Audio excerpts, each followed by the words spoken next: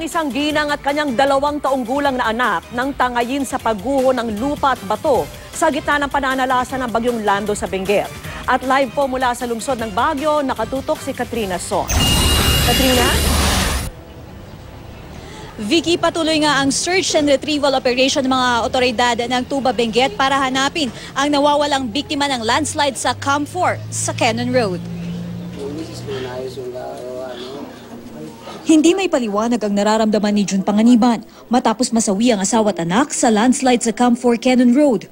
Lunes na gabi nang magpasya silang mag-asawa na lumikas kasama ang 2 waitress sa kanilang restaurant dahil sa pagbayo ng bagyong Lando. Pero bago sila makaalis ng bahay, rumagasang malalaking bato at putik na pumasok sa kanilang bahay. Dahilan para tangayin ng agos ang asawang si Virginia at ang 2 taong gulang na anak na si Khaled. Natagpuan ng kanilang mga labi sa Pangasinan. Nasawi rin ng 2 waitress nila, ang magpinsan na sina Carla at Devi Besoy, pawang mga 16 na taong gulang. Pauwi na sana kami sa biyanan ko nung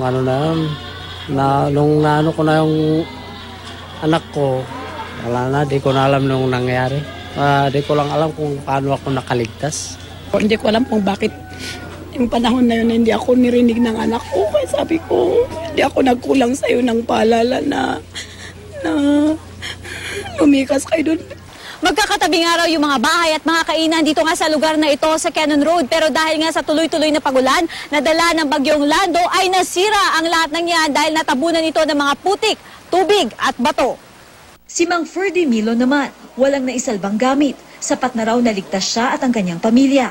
Naawa rin ako sa mga pamilya ko, lalo na sa mga namatayan. Pagkatapos nito, wala na kaming maasahan na puhunan. Tuloy ang ginagawang retrieval operation ng mga otoridad sa pinangyarihan ng landslide.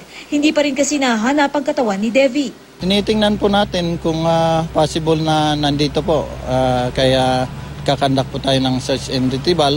O kung hindi po naman bababa tayo doon sa ilog, hanapin po natin kung saan po naroon yung biktima mo.